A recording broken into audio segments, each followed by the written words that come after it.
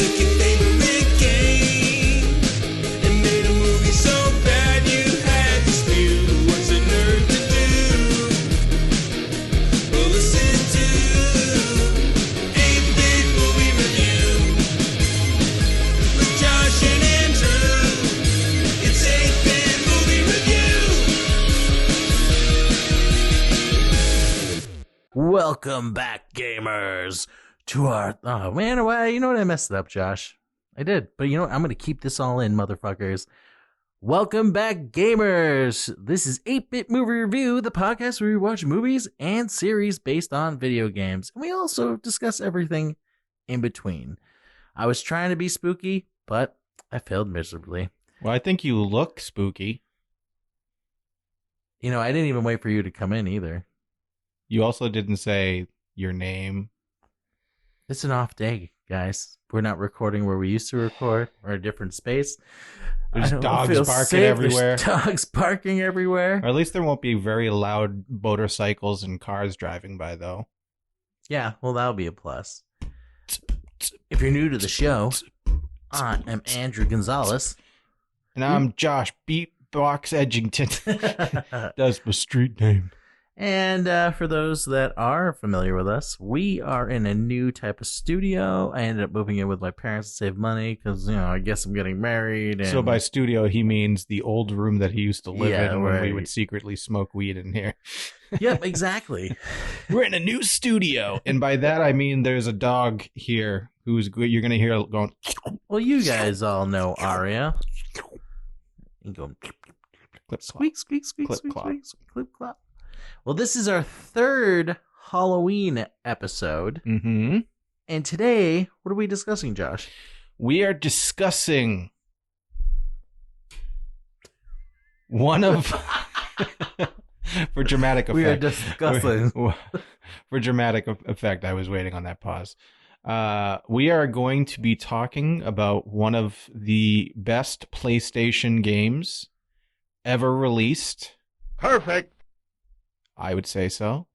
Castlevania Symphony of the Night. Yes, it does deserve a round of applause for being groundbreaking. See, I picked this one mainly because I know you talked about it a lot. I didn't realize how groundbreaking this game was before. Y'all ever heard of the term Metroidvania? Because that's where this game came from. That term came from this game. I thought the other games were like this too. No, I didn't. I haven't really played a lot of Castlevania. Castlevania is a very straightforward game, and I think Metroidvania really more pertains to, like, you can follow a map. You go from one place, you get a skill that allows you to then go back to other places to then progress. Castlevania 2 might have been pretty, not, I won't say it's close. That was one where you did have to, like, you go to a place, you might get a skill or a weapon or something, or like information that helps you to progress.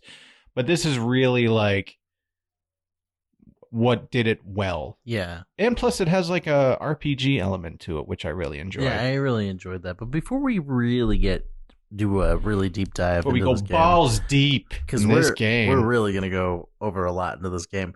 There's a couple things that Josh and I would like to discuss before we get started. Josh, I think that I'm going to pass this off to you because this is one of your absolute favorite games that is being adapted into a TV show. Yes. And I think you should introduce what we're going to discuss. Okay, well, we have a lot to discuss, so we'll just very briefly talk about the Drink every time we say discuss, by the way. We say and discuss. discuss. You fucking lushes. Last week, a trailer, not just a 5-second end of a series of HBO promotion video, but an actual trailer for The Last of Us TV series that's going to be on HBO was released.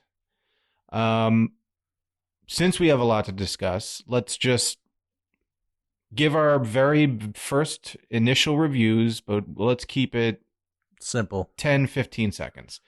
So, all right, I'll go. I think that I think they're getting the tone They are including things from the video game as far as environments, characters. I still have an issue with Ellie. I don't really think that the girl looks like Ellie. Pedro Pascal looks great. And the clicker they showed and what we heard of it sounded amazing. So I'm very optimistic, and I can't wait to check it out. What I was gonna say was I was actually planning on, when they finally released a trailer, to play it through for the podcast, but there is almost zero dialogue. It's just a song. Yeah. And the way that they did it, I thought was awesome because, like, you know, my lovely fiance, she was like, wow, they had no dialogue, and like you even see Pedro Pascal's character go, shh, like that. I think pertains to the video game where you got to be quiet. But boy, it looks insane. Hopefully it wasn't just good editing. Again, I think we're all really worried about who's playing Ellie, but I don't know. We'll see. Like I think it looks amazing. Obviously the quality is going to be great. HBO's got that money, and this is definitely I heard, you know, the head writer was on board, like helping with the filming and stuff. Yeah, Neil Druckmann is like right along. He's executive producing. He's he knows what he's doing. This is his baby, so we'll see. We're gonna cover it, so we'll probably do an episode. We'll probably cover an episode each week. I'm planning on it. Well, that's news to me, ladies and gentlemen. You heard it first before me. I thought we discussed it before, but I guess not. Yeah, you were sleeping. We had some other big news early this week of this recording. Thank you for finally using the right context of that word and not this record, because it's not a record. A record is what you put on like a fucking turntable. I said record, but anyway. Yeah, that's still not right. If anybody watches, it's D23, right? That's what they're calling it. The Disney thing that they had. If you watched D23, a lot of us were very disappointed that there was no Deadpool announcement yet. Well, Ryan Reynolds, if you haven't seen this yet, I'm sure once this airs, a lot of people have seen this, put out a teaser, and they have announced Hugh Jackman is returning as Wolverine. Yep. I think this is great. I think this is... I think Marvel needed this boost. Yeah. I don't think he's going to be the old Wolverine, part of that multiverse, the different universe. I think they're going to do a different Wolverine. I think we're going to get the yellow suit. I think we will too, but I think it's mostly because they just want to make fun of Hugh Jackman in the yellow suit. Yeah. But we've all wanted it for a while, the iconic costume, and Marvel MCU has done a really good job of doing the iconic suits without making them look ridiculous, except Captain America when he first, but that I think he was supposed to look ridiculous. The USO tour suit was stupid, and then the suit that he actually used in combat was better. Yeah. And then somehow they ruined it in Avengers. What do you mean? Because they went back to having like the fucking wing-tipped. Oh yeah. Like he was wearing like a hoodie, but like it had like the helmet, like the wingtip. It's like no, don't do that. I forgot that it was like a hoodie, but then when he put it on, it was like a helmet. Yeah. It's like that no, that doesn't make sense. No, sir, please no. We also had some sad news. I would have queued it up, but I might put these on YouTube at some point, so I'll probably get flagged. The gangsta rapper Coolio passed away. I wouldn't call him gangster rap. Yeah, he wasn't really gangsta. He was rapping about. He was like rapping about gangsters. He was like one of the cleanest rappers. Like his songs, like he had a song that was like about the AIDS epidemic. Like, yeah, I had that CD. Like that was like one of the first CDs I ever had. Was that with Gangsta's Paradise? No, because that was on that CD. Yeah, but well, yeah, that's what I mean. Was that? Yeah, like he had like a lot of like hey, like rapping about like we're going to Hey. a party, but you better be nice to the ladies and get consent and wear a rubber because you don't want AIDS. Didn't he get in trouble for like stuff like that? No, maybe. I don't know. I don't know, but I didn't really follow Coolio that much past. I just remember when I moved from Revere and moved here to Billerica, Revere. I went to an elementary school dance and nobody thought I was cool because I didn't know the lyrics to Gangsta's Paradise. So That's unfortunate for yeah, you. so I got the cassette, I learned it. But now growing up, I pretty much moved from Revere because somebody got shot in front of my apartment. You And were truly living in a gangster's paradise, And then I Andrew. moved to the suburbs and I'm not cool because I don't know the words to a song singing about being in a gangster. Yeah, but I saw a dead body. They're like, yeah, but Nah. you don't know the chorus. Been spending most of my life living in a gangster's paradise. All sweaty fat guy in the dark. Been spending most of my life living in a gangster's paradise. I like the Weird Al version better, which Coolio signed off on and then said, because he didn't like it, that he didn't sign off on it. Weird Al's like, I've been doing this for a while. Like, I know legal. Like, I'm just gonna do it. Yeah. And they had Coolio couldn't get it pulled. That was huge when I was a kid. Bad Hair Day, great album. But Yeah. R.I.P. Coolio. Another thing in video game news, real quick, I thought, because when I heard this was going to be first announced, I knew this was going to fucking happen. Google tried its own gaming streaming service called Stadia. It was going to be like kind of like a Steam type thing. You buy games, it's on your Google PC like platform, and you can play it. Yeah, guess what? Nobody really was into it, and it's being shut down because Oh my Google God. figured out it's a waste of fucking money.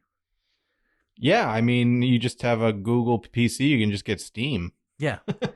I heard about this a while ago, and I was like, so this is what we're going to get now. Because I know Netflix is trying something soon, too, and all these different platforms now are going to try to do their own thing, but it's like, you can try, but Netflix is also going to add a advertising, like a commercial tier to their platform.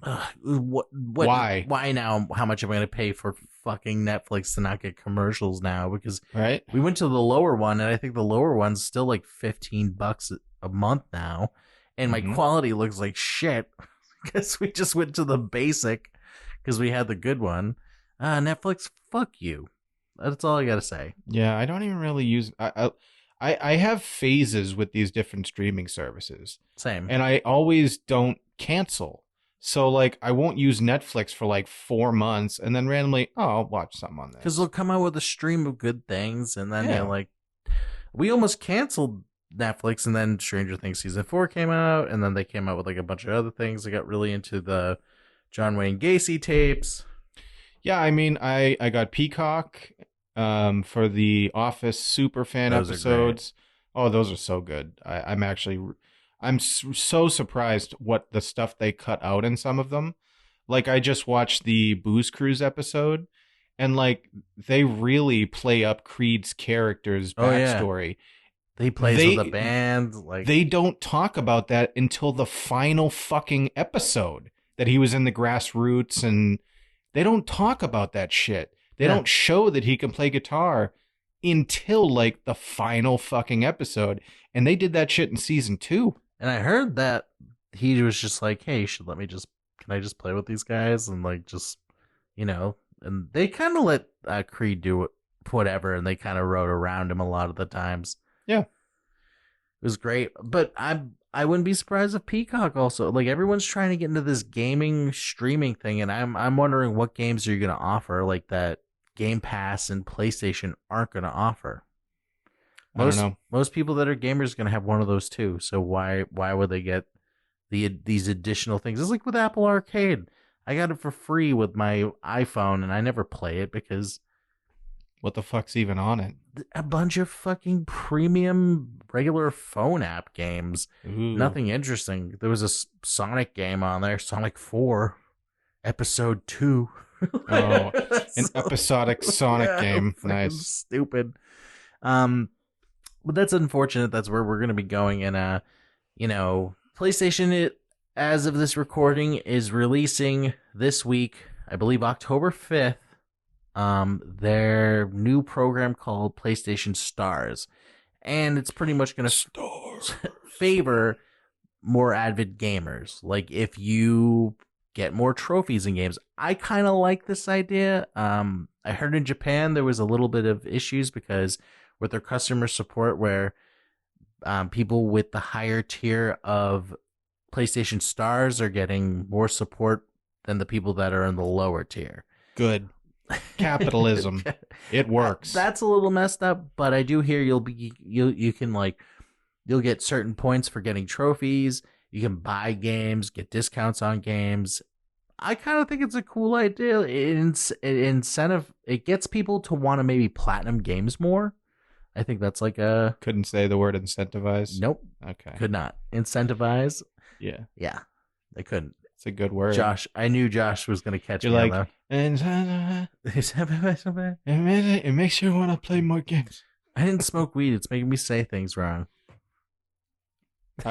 Either way, smoking weed and not smoking weed, I think we see the same thing when it comes to records.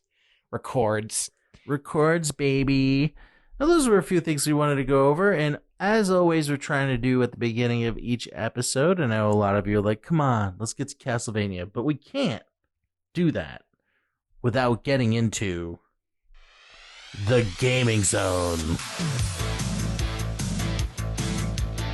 All right, Josh loves when I do this voice, so I'm going to try to do it as much as I can every episode. In the gaming zone, we talk about what games we're playing, what games we're excited about, and what games we're fucking. What games we're fucking? And welcome to the gaming zone. Damn. Shoot. So, Josh, I know you said you were playing The Last of Us Part 1 remastered. Nope. I thought you were. I did. You did. You were. Yeah. And I know you finished it. Yeah. What are we playing now? Not that. Well, yeah, that's what I'm saying. You played that. What have you moved on All I've been to? playing is Symphony of the Night and Binding of Isaac. And the new Hearthstone mini set expansion. Ooh. I'm not spending money on Hearthstone, but I still play it. You played that game for quite some time. I've played Hearthstone for probably the last 8 years, but I just don't pay money anymore for it. I used to pre-order like the fucking expansions and stuff like that. That gives you a bunch of packs, and then let me go through all my packs and see if I get. I don't do that anymore. I don't do it. Yeah. I just spend when an expansion comes out because I play every day. There's little daily quests and weekly quests. You get in-game currency. I just use that shit to buy stuff. I tried packs. playing the Magic app version that was very much like Hearthstone. Yeah. And yeah, they kept Hearthstone is just stupid Magic. You have to be stupid to play it. It's stupid. It's quicker. Magic. It's way quicker, and it requires way less thought, but an equal amount of strategy. Well, I heard the Magic version app is like a little different than the card game, and somebody was saying it's like Yeah, because there's Hearthstone. not actual physical cards. It's just on a digital screen, Yeah. Andrew. Yeah. Fuck you. So it's a little different than Magic the Gathering, yeah, which is actual cards. So what games I've been playing, I know he's going to just make me feel stupid more and more Why not? because they're cards. I don't know if I mentioned this previous recording because it went back on sale because I refused to pay full price for this game. I picked up Cyberpunk 2077. Wow. I fucking love it. Did you see Keanu Reeves' robot penis? I haven't met him yet. I've been doing a lot of side gigs and shit. Like, I'm a sucker for when I don't know if you're like this, Josh, but like, and I think that's what slowed me down a lot on Horizon Zero Dawn. When I see a lot of little side projects on a map, I just gotta go to them first because I know that it's going to help me more in the story mode. That's why I put 97 hours into Horizon Zero Dawn, because I was like, hey, what's that over there? I got to finish Hey, that what's that over there? Hey, what's that over there? Fuck the main quest. What's that over there? Yeah. And then I it's want to like, go do that. but then sometimes you find out that like those quests could have been easier if you picked up a certain skill that you got in the quest. That's true. But it's just, I like to be like crush it when I get to the main quest.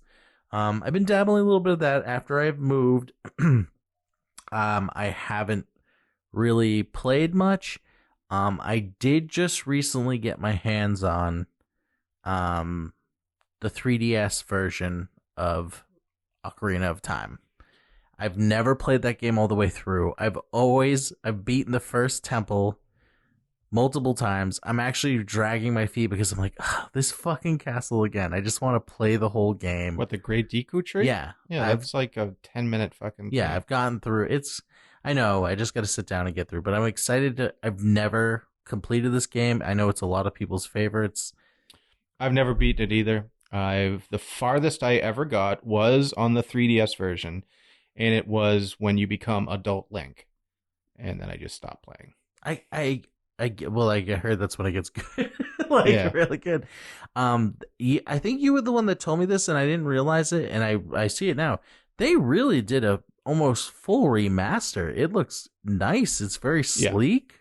Yeah, I think the biggest thing that made it more accessible for me is that they actually utilized the 3DS to fix the camera issues that it had on 64, because I fucking hated it. It's the same camera issues that they had on like Super Mario 64. Mm-hmm. It's just, let me move the camera. That's not a good angle. Let me move it. Oh, I'm just back to square one. Okay, well, this sucks. I did like that they had that cloud guy with the camera, whatever his fucking Lakitu. Sniffing your butthole. Just sniffing her blush pad.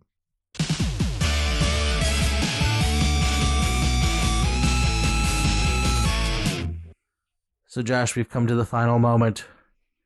So next week we're gonna. I should have organ noises playing right now, like Castlevania Symphony of the Night.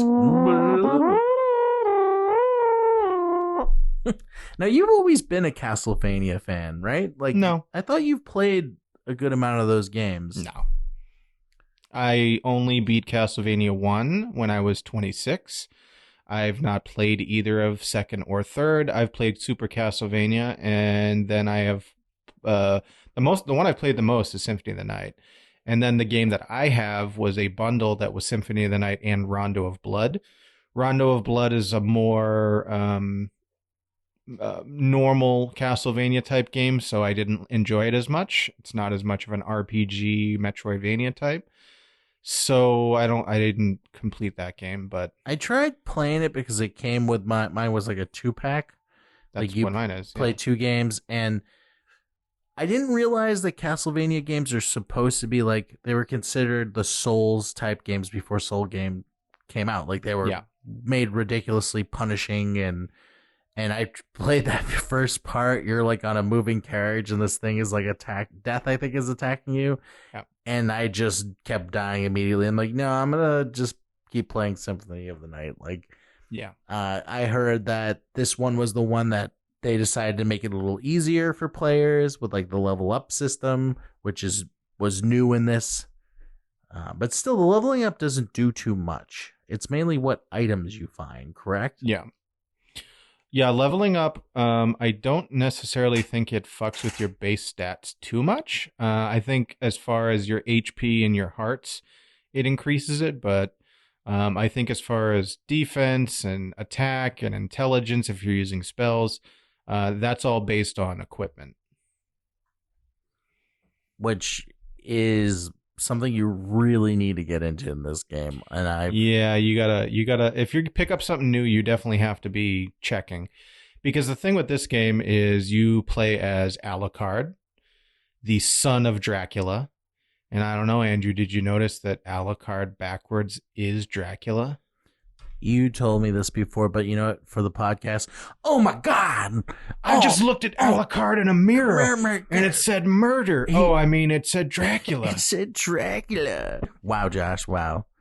Well, Josh, you want to hit us up with the summary and all the other further details underneath? I mean, there's like 6 paragraphs. I'm not reading the whole No, thing. you don't have to read everything. I'll... Okay. Yes. So the summary is... Oh, the story is 6 paragraphs. Okay. Yeah. Symphony of the Night is an action role-playing game developed and published by Konami for the PlayStation. It was directed and produced by Toru Hogyara, with Koji Igarashi acting as assistant director. What are you, racist? Why are you laughing? That's their names. You say it like that. I wasn't laughing. I was Teehee, foreign name, racist. Something just the way you were saying. It's a direct All sequel right, to Castlevania Rondo of Blood, taking place 4 years later. Original composer Michiru Yamane. All right, you can go ahead. Go ahead, asshole. I was waiting for you to say something. Say the rest. There's no more. What are you talking about? There's The story? I'm not reading the story. No, original platform was on PlayStation. Yeah, I already said it was for the PlayStation. Composer Michiru Yamane. Designers. Yami Kojima. Koji Igarashi. Michiru Yamane. Developer Konami. Initial release date March 20th, 1997. The main story is Symphony of the Night begins during the ending of the previous game in the series, Castlevania Rondo of Blood, which was a pain in the ass to play. Where, is it Richter or Richter? No, it's Richter. All right. Richter. They say his name in the game multiple times. His voice acting. Richter Belmont confronts and defeats Count Dracula. What does he do? He confronts. Okay, you said that first part of that word wrong. Count Dracula 4 years later in 1796. Richter goes missing and Dracula's castle reappears. Alucard arrives at the castle to destroy it, meeting Maria Renard, who once fought alongside Richter in searching for him. Alucard meets Richter, who claims to be the new lord of the castle. Convinced that Richter is under somebody else's control, Maria urges Alucard not to hurt him and gives him the holy glasses, which allows him to see past illusions. In the castle's keep, Alucard confronts Richter and learns that he plans to resurrect Dracula. Ooh, why would he do that? So the two can fight for an eternity during... What? Yeah, fight for eternity. I was doing so good. During a fight, Alucard breaks a spell controlling Richter, and Dracula's servant Shaft appears and tells them that Dracula will still be resurrected soon. So that's the whole story. Yeah, I figure because we're going to talk more about gameplay and stuff, like, you know. You don't have to get the holy glasses. You can just beat Richter and get the bad ending. Well, we're going to go over that because this thing has 4 different types of endings, which most of the 2 different types of other ones are alternate versions of each different ending you can get. We'll go with that towards the end. But this game was not what I expected because I played Castlevania 2. Was that the one for the Super Nintendo, I believe? Or Castlevania 1, 2, 3 was on NES. Okay, so Castlevania 4 was the one I played. Yeah, Super Castlevania. I'm usually really bad at these games. I did really good at this game. I was going to go for the full 200% map, 205%. 200.6%. Oh, 0.6. And it just got to the point where I couldn't find where else to go. I tried finding guides to find hidden rooms, and some guides were wrong and added different rooms that actually weren't there. And then there's also a different version of the game, too, that I think had alternate rooms and different, like, sprites and shit like that. And yeah, on my current playthrough, I think I'm at about 191 point something % completion. I meant to take a picture and show you because you'd be very proud of me. I got really far, but then I was like, you know what? I just want to play something else because I was just going to the same rooms and traveling around is not as... Yeah, so they do break it. It is a big castle and you go through the castle twice. They do break it up with teleport rooms that teleport you to different sections, but they're not always the most convenient to where I want to go to this point. Okay, well, I have to go to this teleporter that's still like 20 something rooms away, and I got to try to make it past all these enemies and stuff. And especially when you're in the inverted castle, some of these enemies are just a pain in the ass. Oh, that inverted castle, because before I got there, I was like, yeah, stop licking yourself. I was crushing it, like every one hit kill and everything, and then it's just, you might as well not have, like, it doesn't matter. By the time you go to the upside down thing, everything's hitting you one kill. I almost was like, would they have done it like apply different armor with lower deep like attack and defense because you're in an upside down world, so maybe things are opposite? No, that didn't work. I died. That didn't work out well for me. But yeah, I mean, just get the walk armor and then just the walk armor is just the best. look everywhere. Well, that's what made me really like open the map, Yeah. because when I kept getting awesome weapons, but still there was some things I was missing by the end of the game, like a couple things. I mean, there's a lot of super unique equipment in this game. Spike breaker armor. Yep. Like, instead of trying to fly the bat through that dark room with all the spikes, you can just walk through with the spike breaker armor. Just break spikes. And you have to, if you want to actually you have to do that, because there's one room you have to get either the silver or gold ring, and you need both to get to where you get the holy glasses in the original castle. So you have to get the spike breaker armor, because you can't get past. You have to break the spikes, turn into mist, and if you don't have the spike breaker armor, you just die. You just keep getting hit, and you die over and over again. So, I mean, but other than that, there's like some of the stuff like the shield rod.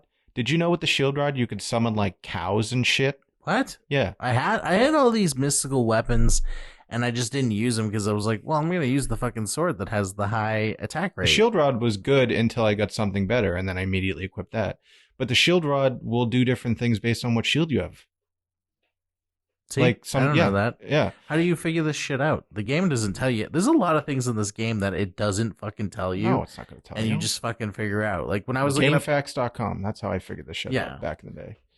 And like there's a certain weapon that is super weak, but it gets more powerful the more enemies you kill. And if you grind that weapon by just killing enemies, it becomes the most powerful weapon in the game. Is that the cursed sword? I don't know. I don't remember the name of the weapon, but I remember seeing someone grinding a certain enemy over and over and over and over again to make this weapon like OP, super OP. Because there was a place I went where it was like a secret place, and it's kind of a pain in the ass to get to, and you get a cursed sword, and I should have looked it up, but I didn't. And its attack rate's like 0. Yeah. So I wondered, like, what is the point of it? I don't know. There's a lot of stuff like that. There's a lot of stuff like there's the Alucard sword, shield, and armor, but it's garbage because it's not a la carte. I found that too. I was like, okay, is that the one? Okay, there's I forget which one you find. The a la carte stuff you find throughout like the main quest a little. You find that right? First. The a la carte stuff you don't find until you're going to like the hardest to reach places in the inverted castle. But the a la carte like restaurant is like in the clock tower, right? Like the other side. That's what you find. Because I found that later, and I thought it was going to be really good items, and no, it's garbage. Yeah. Yeah. I mean, I've probably played through this game 5-6 times, and I still really enjoyed it. Now, I do want to ask you, what were you playing it on? Switch? No, fuck that. I'm like done with my Switch. PlayStation. Oh, okay. Good. It was. I think it was like $5 on PlayStation anyway. Yeah, it wasn't that expensive. I was just going to say, because I wasn't sure if you were using like save states. I was going to say, you cheater. No, I did the whole thing where you go through and you'd think like, okay, that other room's probably something else when it's a save room, and you don't think about it, and you keep going further and you look for a save room, and then you die. And then you go back and you're like, let me go in this other room, and it's a save state. And it's like, oh. Mm-hmm. So I was doing a lot of like checking the room, each side of the room, and then going because I fucked myself a lot. Yeah. Well, this game actually starts very similar to, let's just say, like a Kingdom Hearts sequel. You arrive to Dracula's castle as the son of Dracula, and you have all your fucking armor and crazy weapons, and then Death's like, "Fuck you, dude," and takes all your shit and pieces out, and you're like, "Well, now I'm just punching stuff." Yep. And Just punching everything because you got nothing. and they make you have to find everything to like. Well, the only thing that if you keep progressing a little bit, there is a guaranteed sword drop that occurs. Well, yeah, that's what Yeah. happens. Like, But it's one of something that just gets immediately replaced as soon as you find something better. see now, like I'll bring this up now from saying this, but a lot of people were not happy when they first played the game and realized, well, first you play as Richter. Mm-hmm. And I think you just kind of replay the end of. It's a very similar. They make it so easy though. Like almost can pretty much not die. It's like a reimagining of the beginning of Castlevania, the ending of Castlevania 1, where you go up this is the fight the with red Dracula? staircase. Simon Belmont, and now is Richter Belmont. You can't die. You can't die at that fight because Maria just keeps resurrecting Yeah. you. So you got that going for you. And then, then people find out that they're not playing a Belmont. They're playing Alucard. And that didn't go over well. A lot of people were really pissed at the beginning. When this first came out, was almost a bomb. Like, it didn't do very well at all. Like, people bought it because it was a Castlevania. Yeah, I think it's because this was very drastically different from every other Castlevania that had come before it. Well, it's like, I think you told me before, this changed the genre. Like, it changed it. And but after a while, they've sold, I think, over 700,000 units in America. Like, It's pretty good. Doing pretty good now.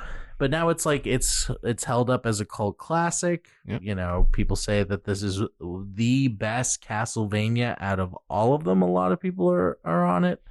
Yeah, I'd say so. It's just really heavily reliant on exploration. That's the biggest part of it. You'll find things. You'll be like, okay, how do I get past this blue glowing door? And it's like, well, I have to go all the way to the library section, find a shopkeeper, and buy something from him that lets me open the doors. And that shopkeeper is not close to anything. Like, you get he's saying in the library, and if you want to try to get things, you have to like go to the library, but then you got to walk all the way back to find. I will say that you can find and also purchase multiple library cards that bring you right to that guy. But then you have to leave and backtrack out of that whole area. It's more of a pain in the ass once you're in the upside down type level. Yeah, because that guy's not there. Nope. So you have to go. Yeah, if you were like, oh, fuck, I got a bunch of money. Maybe I should go back and get some stuff. Well, now I have to go back to the regular castle and then go to the library, find the guy. I didn't do that more than once. I got the thing to open the blue doors, and that was it. And I beat the game without getting everything. I didn't get every relic, because I remember as Richter, you have this ability where you can, if you down, up, jump, he shoots up in the air, and you can do it infinitely. You can get that as Alucard, because some of the places you can't reach without it. Like when you're upside down, you can't get to some of like the watery areas unless you have that thing that shoots you up. And I never found it, but I just beat the game. So, Josh. And I didn't look anything up because I'm not a cheater like Andrew. I was a little dumb with this game. Mm-hmm. And when we were talking off recording, and you told me, I'm like, there's this parts of the map where I think I got to go on the other side of the wall, but it doesn't look like there's any other side of the wall. And you told me about that ability. And I think in a previous episode, Josh did say how I didn't realize you had a map. And dude, you were so...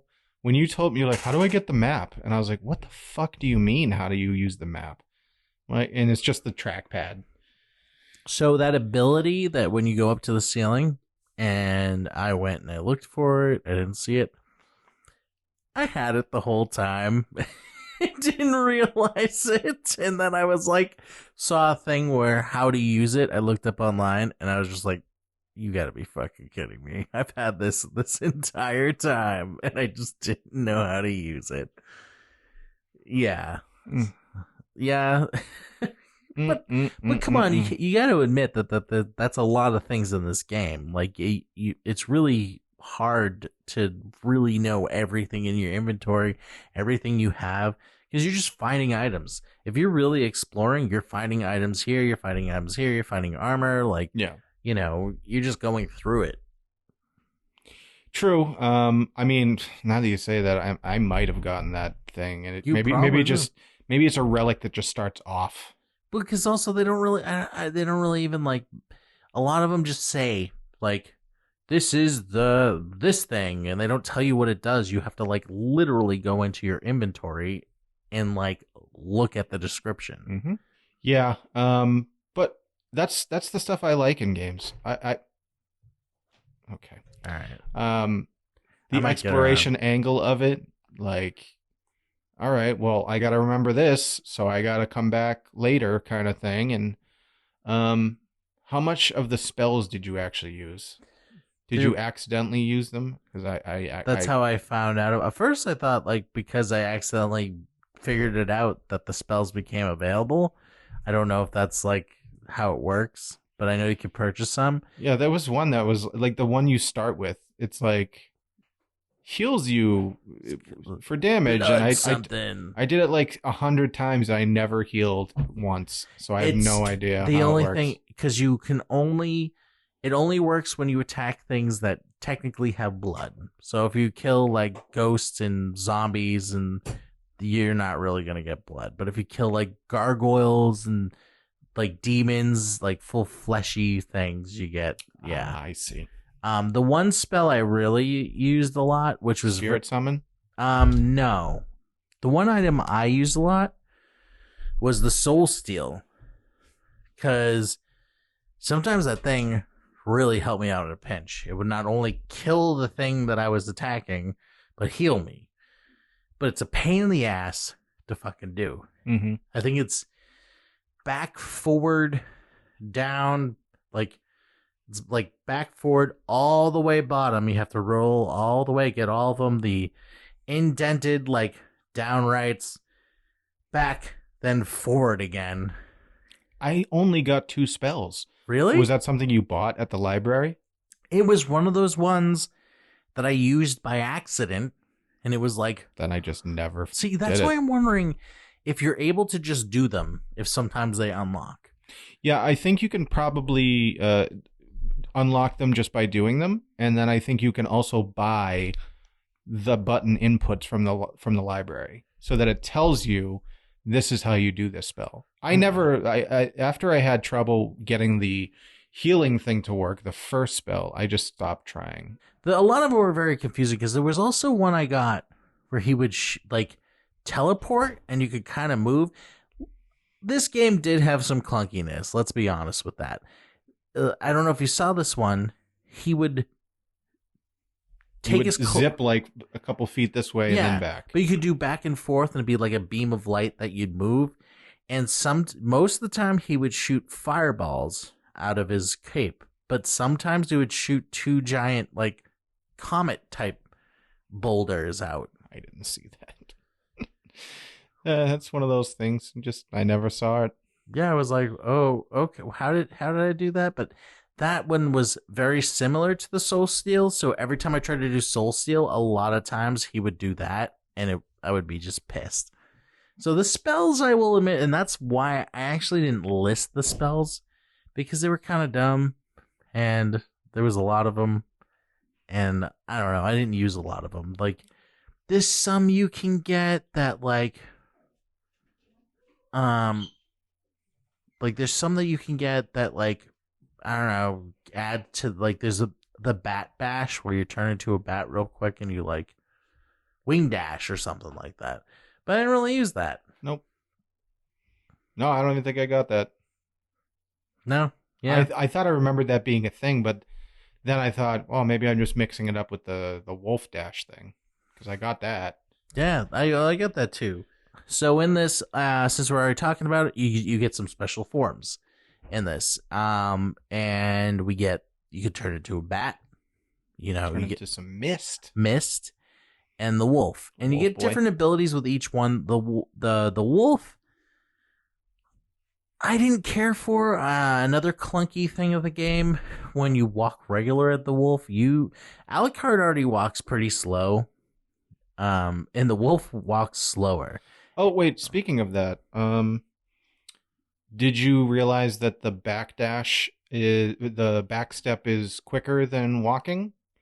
Because I basically just I noticed backstepped that everywhere. where you hit So triangle. I would just turn around and go. Because I was wondering, what's the point of that? Just a dodge? Yeah. Was that yeah.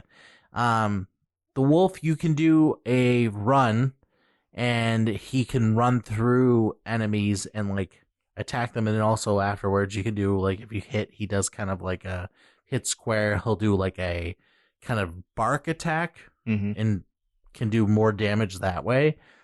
I didn't care for him, but it was mainly if I needed to just get to another room and I wanted to go quick, I would just run through and jump. Did you also ever figure out how to swing quicker? Because when you're just standing attacking, you go. But if you jump and then attack, so jump, attack, it goes. I noticed with some weapons you had a different attack. No, this is with every single weapon. So Oh. if you're just standing there, your guy's attack is limited to like dot, dot, dot, dot, dot. But if you jump towards an enemy or just do a little jump, you can go just double attack basically. So I was doing that like everywhere. Just like jump a little bit, just a short hop at an enemy and then jump, dot, dot, hit him twice. I did feel like though I was doing a lot of jump attack because like everything's always moving quick in this game. But as forms go, I thought the wolf was dumb. The bat I really liked a lot. I thought, it was cool. Most useful, I think. Yeah, it shoots fireballs. You get the sonic thing. You go in the dark. And you can use that as an attack. The mist was actually pretty cool if you upgrade it. Yeah. So if you get the poison mist. Well, it's useful when you upgrade it so you can stay in that form longer as opposed to as just instantaneously go back. Oh, yeah. But yeah. The mist at first, when you get it, you go through bars and like to hidden areas. But then once you upgrade it, they can go longer. Like in the upside down area, I would like constantly just be the mist and just move on and like skip through people because I was so weak. And then I found out an upgrade where you could poison people, but it doesn't do much damage, but it is cool. Yeah. Yeah, see, I rarely use the mist other than just getting past those grates that you need to be mist to do that. No, I used it a lot. The mist was a great fucking ability. Yeah. I mean, on top of those transformations, you also can get little familiars, little buddies that help you out. I tend to stick with the sword guy once you get him, but initially I was using the fairy because the fairy is very good about and you can also find items that the fairy will use. Like she'll heal you. She'll sometimes use stuff that gives you like elemental resistances. She'll cast spells when you're in boss battles. But the most useful thing is that thing will tell you where hidden walls and stuff are. That wall doesn't seem right. Yeah. See, she was the first familiar I found, and I was like, all right, let me just use her. And first she does nothing. She pretty much does nothing at first. And then all of a sudden, like, as these characters level up, these familiars, they get more abilities. And this one definitely became very helpful after a while. Like, I really like the one, the list of the familiars we have are... You know what, Josh, I'll have you list it, because it's a little easier for you to read. Oh, okay. Well, I'm not looking at the... Here, just pull it up. The sword guy, there's the fairy, there's the bat, which I love when you're a bat. The bat, like, falls in love with you. See, and that's why, like, these things I put, you don't have to read all of them, but the little hits that I saw, I didn't notice that. That's another thing. I'm like, why is there a heart pop up when I'm a bat? And why it is a question mark when I turn human? But apparently the bat falls in love with you, and And Yeah, there's a couple things like that. So there's one section where if you keep going in and out of a room, you can watch the life cycle of a nest of birds happen. that's insane. Yeah, and it's actually a trophy. It's so there's when you first get to you're in the initial castle and you first get to the eastern section, and you like the library is at the top. And then if you go all the way down, there's almost like a room that's hanging where there's like a telescope you can look through. Yeah, okay. So in that room, when you first go into it, you'll see a nest, and a bird will land in the nest and sit in the nest. If you leave the room and come back, the nest will now have eggs in it. If you leave the room and come back, the birds will hatch. If you leave the room and come back, the mother's feeding the birds. And then eventually you do that a couple times, they just all fly away. It's like little tiny things like that. Like, I don't know. It's like, why is that even in there? Yeah, they really, like, there was a lot of little teeny things in this, and like, did they just do that to me? Yeah, oh, you that's find cool. a confession booth and you can sit down and you can talk Yes. to a priest. And then if you try to do it again, a demon attacks you, like, and you get hit. That's what happened. Like, if you go, yeah, you try to talk to a priest, but if you go on the other end and pretend you're a priest, then you get attacked. Yeah. Yeah, there's a lot of things in this game that I found very cool and nifty. Like, again, with the familiars, like the ghost won't follow you if you turn into a bat or anything like that. But if you turn into mist, it hangs out with you a little bit more because it's like, oh, you're ghosty too. But yeah, the one I used a lot, I did use the bat a lot. The bat was really cool. I didn't know until I looked this up. If you level them up to like close to like 20, another bat follows you, and you can get like more bats. Yeah, with see, you. I only got the sword to level 30. And I thought it was very useful. Like, it was always attacking stuff. I heard at some point when it gets to a certain level, you can use it as a sword. I didn't. I don't know. It talks a lot. See, that's a thing that's really cool with this game. It really like added a lot of different. It reminded me a lot of Secret of Mana. It gave you a lot of these items, and if you level them up, they do different things. Mhm. And I thought that was really cool and engaging.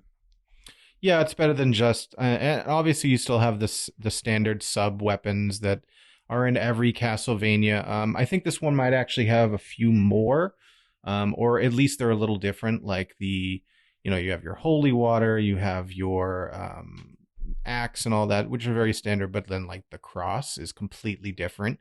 It's like a AOE attack as opposed to you throw it and it's almost like a boomerang type thing, like in the OG Castlevania games. There's a ton of sub weapons that I also just never used. I have them. If you're going down them, are you going down the list? I wasn't, but we can. Yeah, because some of them I found useless. Like you already mentioned, the cross. So we had the knife, the axe, the cross, which is super powerful. The stopwatch, But he uses so many hearts. oh yeah, I barely used it. The holy water, the Bible, which I used a lot. The holy water was the one I used all the time. Rebound stone, the Say it. iguana. This isn't the one I'm going to butcher. And I was like, yes, you No, fucking yeah, are. Yeah. And then we get the Viphuti, which I thought was the stupidest one, which was like a hand. But like each one does everything different. The knife is pretty straightforward. You just fucking Yeah, it's the knife everyone knows. You just shoot it. And the axe, I don't like that arc. It does use a lot of hearts. And There is one boss, two bosses in particular, that the axe is a necessity on. In the inverted castle, when you get to the area where you fought two guys very early in the game, like a guy that picks up the other one, he has a spear. Yeah. When you get to the second time, it's a fucking rotting corpse hanging from the middle of the room, God. and bloat flies continuously spawn. Yes. I died 4 times at that I died boss so many before times. I just used the axe. And the axe killed it so quickly. I ended up just going and getting better weapons and armor, and then I came back. And Those fucking bloat flies. Yeah, those bloatflies sucked. I ended up using the Bible just to keep the bloatflies away from me, but like the axe, it still took me a while to beat that thing. Yeah. I just never really used the axe because I just thought it was a stupid weapon. I used the iguana. How do you say it? Agunea. The aguinea. Agunea. That was my favorite weapon. I think it's probably one of the most powerful weapons you get, where you shoot lightning. It's awesome, and that one was like my favorite. The cross, of course, was really OP, but I think it uses like 50 hearts. 50 hearts. But it's a whole screen attack. Yeah, and I just didn't use it much because I liked having a lot of the hearts. And then there was the rebound stone. I'm going out of order now. That was stupid, but it was pretty powerful. But it's still like, unless you're situational, like, you're really good at pool and you know how like to hit those corners and know where that's gonna fucking land. You know how you know how you can tell if you're good at this game if you're successfully able to eat a peanut. Did you even try? Because you can find like 5 or 6. I think I used a peanut. I just ate it and it gave me like 1 health or something. Like no, it gives you 1 health, but you throw it and it bounces, and you're supposed to, because there's a trophy that's associated to it. Because it's so hard to eat a peanut in this game, because it's like the rebound stone. You throw it and then it bounces, and if you can nail it perfectly, maybe you gain a lot of HP. But if you don't, it's 1 HP. So yeah, the peanut thing, I think it was because I just like, it was one of those times I was facing a boss or something. Yeah, and then just I need some food. And you're just like, oh, good, 1 HP. Wait, like I made it through the whole game without having to use any of the consumable. Oh wow, heals. I fucking used except the shit out of them. Except for the last boss fight I did, which so loud, clicky clackies. And my favorite boss in the game, because I mean the design of like the final Dracula boss, that's pretty cool. Yeah, but I don't think that's the coolest boss. My favorite boss, the name escapes me, but when I describe it, you'll know what I'm talking about, and anyone that's played will know what I'm talking about. So you get to the lowest section of the normal castle, and instead of going right to where the spike breaker armor room is, you go left. And there's a boss that's just a fucking orb of bodies and flesh. Yep. And it just, as you're attacking it, more and more bodies just fucking drop. And run at you and it shoots lasers at you. And I was like, I think that's my favorite boss of the entire game. That one I was doing a lot of soul steals on. Yeah. Like, and it really, But the boss that I actually had to use a heal on is when you are in the inverted castle and you go to that same boss room. It's like a guy that shoots lightning everywhere. The armor guy, yeah. And like he fucking kicks you across the room if you get too close to him. Like that guy killed me like twice before I was like, okay, I guess I'm not using the walk armor. I'll put on the Alucard armor since it gives you resistance to lightning. And then if he does the one attack that shoots lightning everywhere, I'll fly up as the bat and then come down and try to get between his legs when he does this fight and just fucking slice away. If you get the Alucard sword, you could teleport to the other side when he does that and attack him. Yeah, I think I had the Alucard sword, but I don't remember. I didn't remember the button functions to do the teleport thing. Because that guy, that guy was hard. There had to be some sort of weapon you were supposed to use on him because the amount of HP that guy had, like. I just think he was supposed to be tanky because the guy that was in there initially was also super tanky. It took me a very good while to. Even I think I was like level 46 or 47 when I fought him, and I still was. He was hitting me for like 50, 60 at a time at some points. As for favorite boss, I can't even think because I fought a bunch of bosses. There's a lot of bosses in this. There's sub bosses, and then there's, your bosses where when you walk into a room, you can tell that there's a pause, there's a loading thing happening, kind of thing. That's what I mean by a boss. I did like in the inverted castle, you had to fight the OG Castlevania bosses to get the different pieces of Dracula before you fought him. I did like that. That's what those were. Yeah, like, the bat and death, Frankenstein, The Mummy. You know, those are all OG Well, yeah, I remember Castlevania you fight bosses. that with Medusa. Richter. Yeah. Another boss I wanted to get to. Well, first we didn't go over all the sub weapons. There was the stopwatch, which I think is only really valuable in the clock tower. You get that hidden thing. It's another one where it's situational, but it again uses a lot of HP. And then, yes, you are right. You need to use it to get to one specific room in the clock tower. Exactly. And then, we talked about, well, then there's the Vibhata, which is like, I don't get it. It looks like you're spewing like acid or something. Like it makes, didn't even use it. It sucks. It's, it really sucks. But one character I wanted to bring up, also, wait, back to those Medusas. Those Medusa rooms fucking sucked. When the Medusa heads are flying everywhere. I don't mind the normal Medusas, but the ones that turn you to stone. And especially when you're in that, like, the clock gear tower, room? the gear rooms, and, like, you get to the top and you turn into stone, and then you're just, like, trying to button mash to get out of it, and you're just like, I fell all the way down. And you're trying to hit the gears to get that secret room. Yeah, I didn't even get them. I did that, and it was a pain. And both of them, it was a pain in the ass. Yeah. But one character that I really wanted to bring up was, I think she's supposed to be kind of a secret character. I don't know, because you go into a room, and when you go to save, it looks like a save room. Yeah, it looked like a save room. It was purple. Yeah, the succubus. But you end up going into, which, by the way, I don't want to go on it too long because we still got another thing to cover before we get this to a close. It's like, if you watch the Castlevania series, I think the Castlevania series is really heavily influenced by this one. Yeah, it follows Alucard, but Richter, Trevor, and Maria. Richter is the descendant of Trevor. Simon Belmont and Trevor Belmont, yes. Yeah, so, but you see the scene of the mother being burnt and like saying, avenge me, and Alucard's, that's not you, and then we get Succubus, but they act like she's like more of a character in this, but then you're just like, nah. Fuck you, you're dead. Yeah, no, Succubus is a Castlevania. But I think mainstay. She first appeared in Symphony of the Night. No, I think I think she was in one of the previous games. She is. I saw her recurring. Maybe read wrong. I thought it said this was the first one. Oh, maybe. But she did seem to know Alucard, like. Yeah. Which he first appeared as like an ally in one of them. I think the third one, maybe.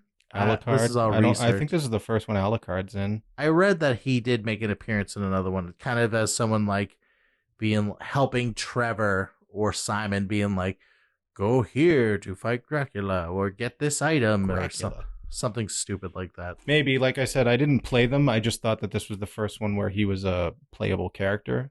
So we both could be right. He could have appeared in another one, and this could also be the first game he's playable. Well, I'm always right. But there is a lot to cover in this game, and I know some of you are like, oh, you're not covering this, you're not covering that. But there's some things that we really want to get into before closing this to an end. And there's just so many secrets, so many like boss fights that we can get into. But there's the one thing that a lot of people praise in this game. It's the music, Josh. And because there's so many, I didn't think there was a lot of songs in this, and I just looked up the track list. I think it was like 22 songs.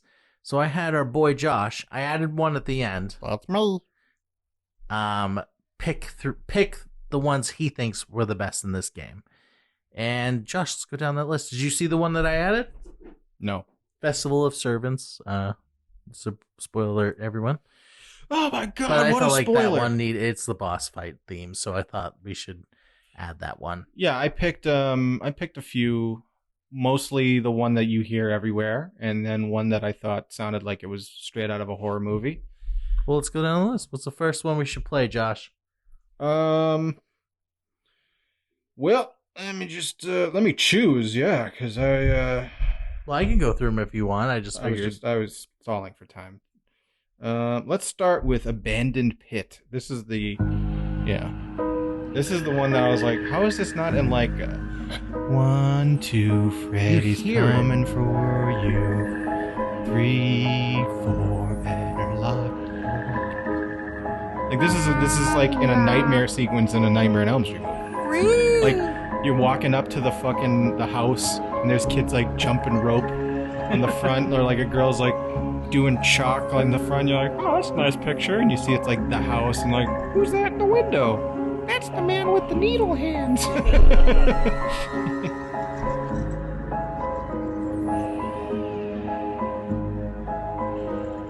Yeah, when I heard that, like, I was like, ooh, because like a lot of you go to different areas and you get different like songs and stuff like that. Yeah, I thought that was a good one. And then the next one you picked, I guess I'll introduce this one. This was one that like I kind of felt out of place a little bit. The Marble Gallery.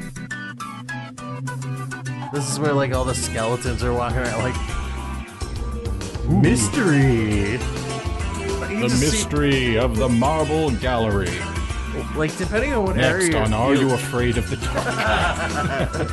A lot of the songs just kind of went like in like very different directions when you listen to them. But this one was, I think, the room with all the skeletons and marble tiles and everything like that. Connected to, I think, the alchemy area where you can get the items in the tubes, I think. Fuck that area when you first play. Yeah, this is like one of the first big areas you come into. These are the skeletons you hit, and they pop right back up. Blood skeletons. And then just the other one. Oh, I do have two more. The classic Dracula's Castle. Now, is this in like all of them? Like, is this one that's like... No, this is not something that's reoccurring. So maybe this is like a similar theme that might have been in other ones, but like this song has not. This one slaps. Yeah. Kat was even like, oh wow, music in this is pretty cool.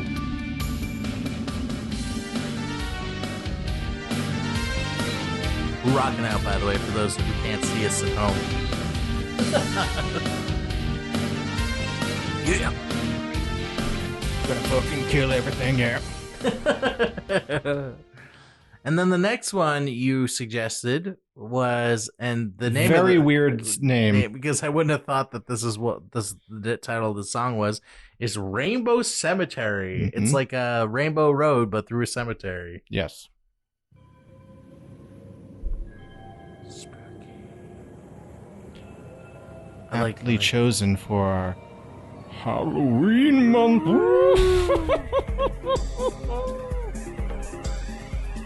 This makes me think of like riding like a motorcycle through a spooky jungle.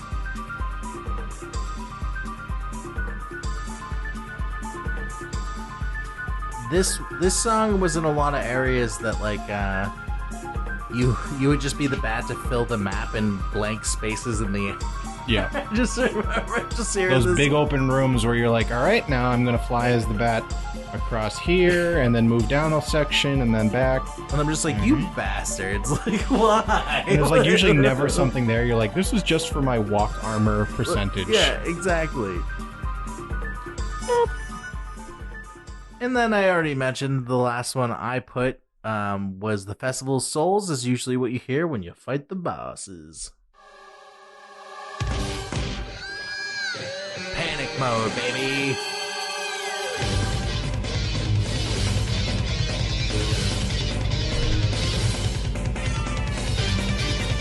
This reminded me of like NES, like Pictionary for the NES. just blowing lines and So this is Pictionary. Wow!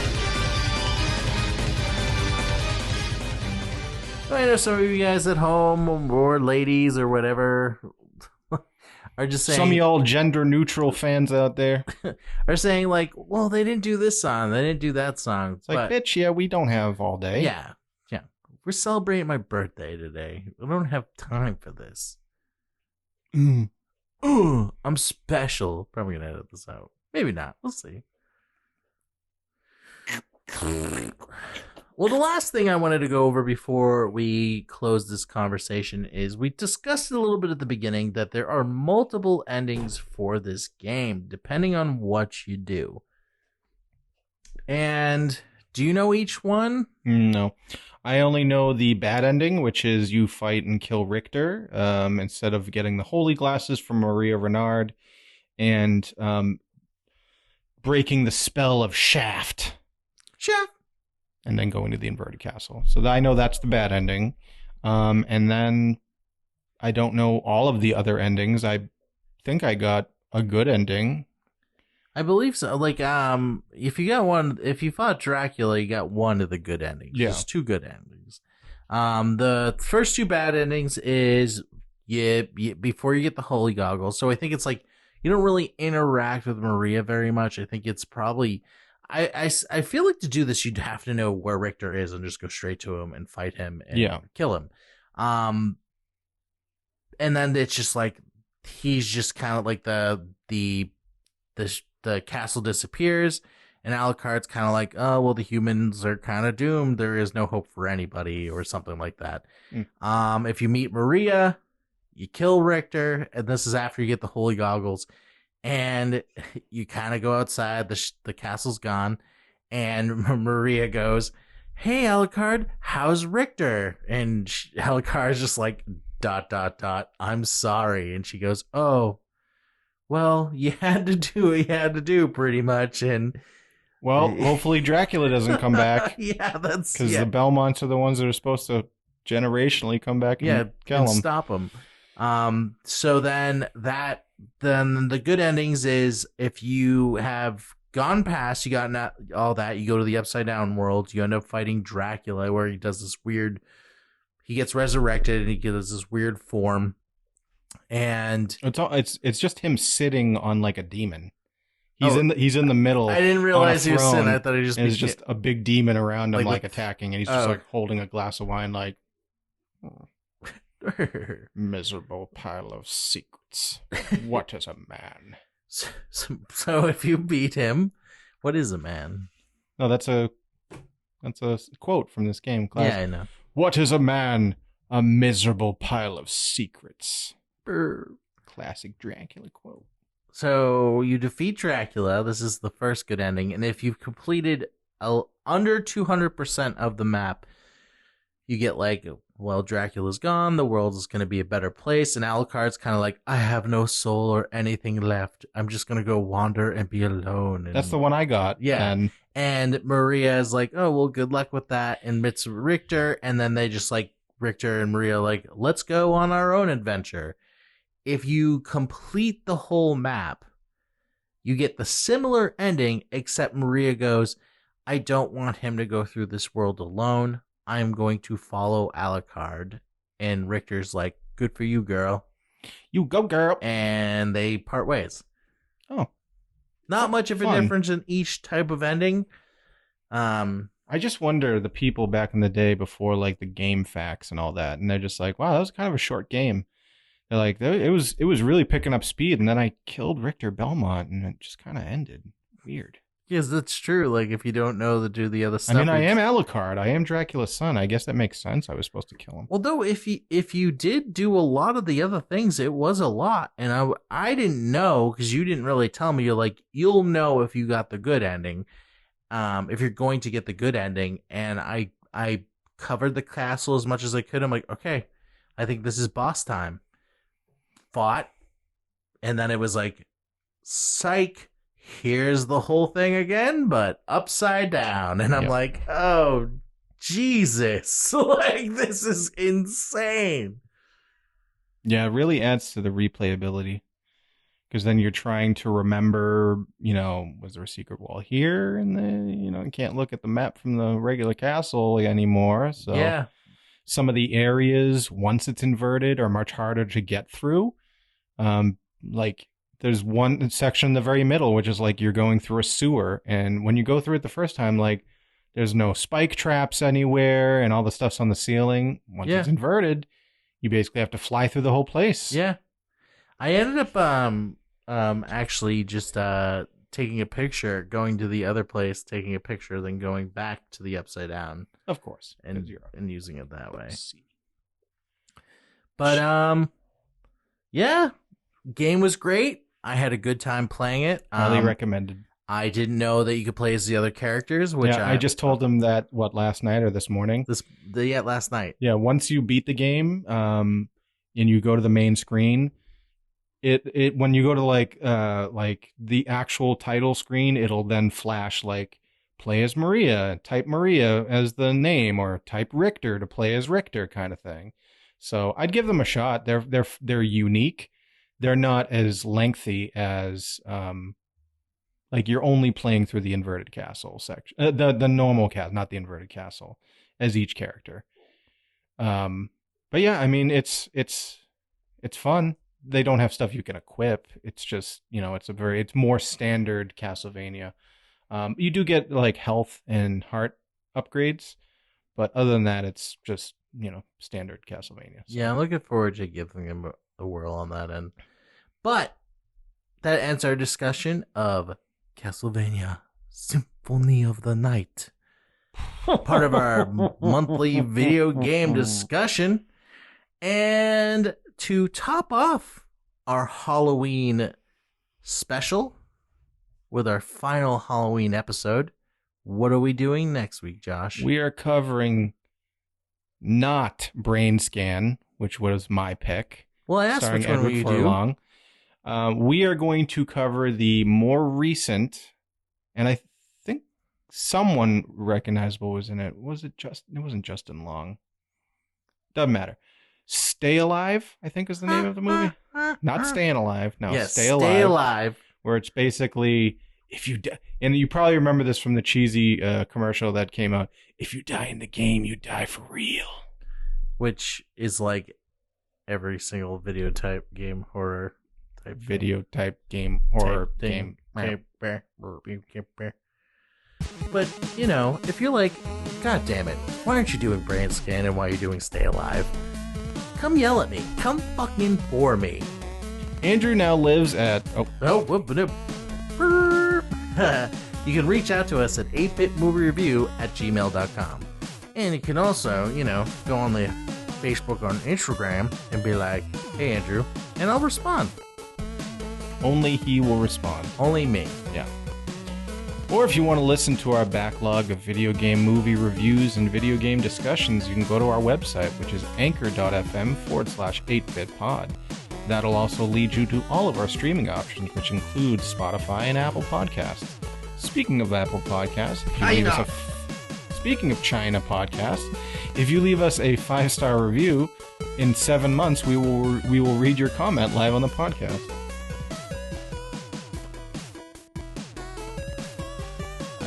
I said my part. Oh, yeah. This is Andrew Gonzalez. And I'm Josh Edgington. And we'll see you next week. Why see you? I mean, you'll hear us next week. We're going to watch you outside your house.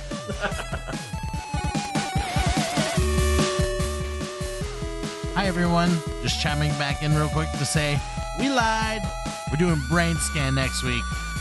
Bye.